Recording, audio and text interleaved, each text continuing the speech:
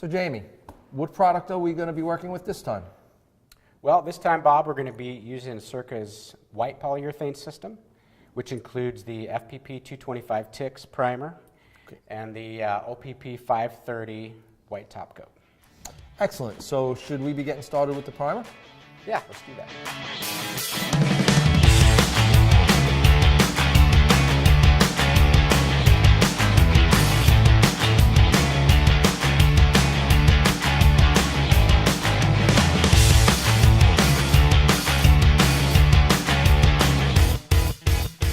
So, Bob, what we're going to do is we're going to take the FPP 225 Ticks and we're going to catalyze it 50% with CTH3 hardener, and then we're going to reduce it 30% with SOL 9054.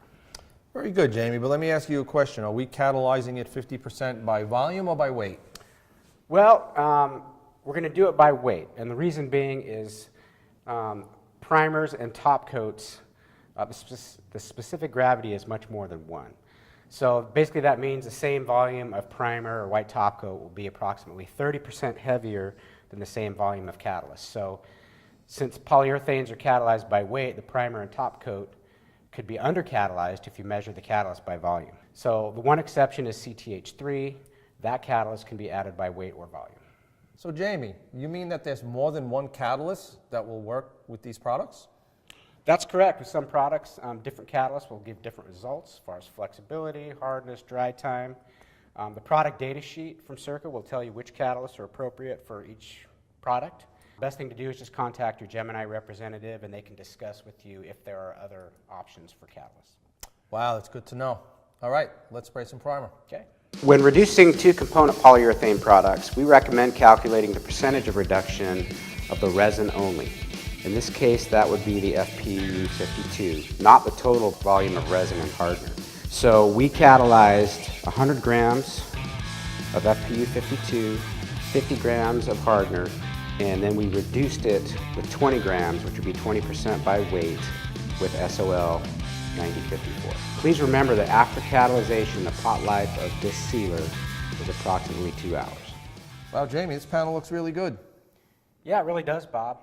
Customers just need to make sure that they apply enough coats to achieve the look they want for the substrate they're using. So for maple and MDF, it's typically going to be 2 coats. So Jamie, we sprayed the primer on that panel, filled in great, looks really nice. Yep. So what's next?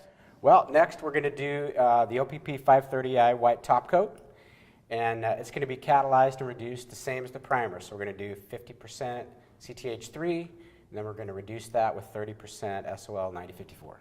Good to know. And what about the pot life? Is it the same? Pot life's the same, about 2 hours. All right, very good. Let's spray some white top coat. Apply the OPP 530 White Topcoat between 4 and 7 wet mills. 1 coat is sufficient for good performance, but you can apply a second coat if you think it's necessary. You might want to apply a second coat if you want to close the pores more, or if the first coat did not dry to your liking. Let the first coat dry 2 to 4 hours. Then scuff sand with 320 grit sandpaper and apply a second coat. Wow, Jamie, this panel looks outstanding. Yeah, it looks super good. This system's going to give great scratch resistance and moisture resistance and a super smooth finish. But one of the best two things, is for one, it's non-yellowing, and the second thing is the chance of any hairline cracks at the joints on a 5-piece cabinet door are virtually non-existent.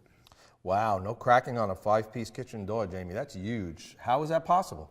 Well, urethanes in general are a combination of really excellent hardness and durability, but yet they're super flexible. So you can generally build them a little more than, say, a conversion varnish or a pre-cat, and they're going to be more flexible than those types of coatings.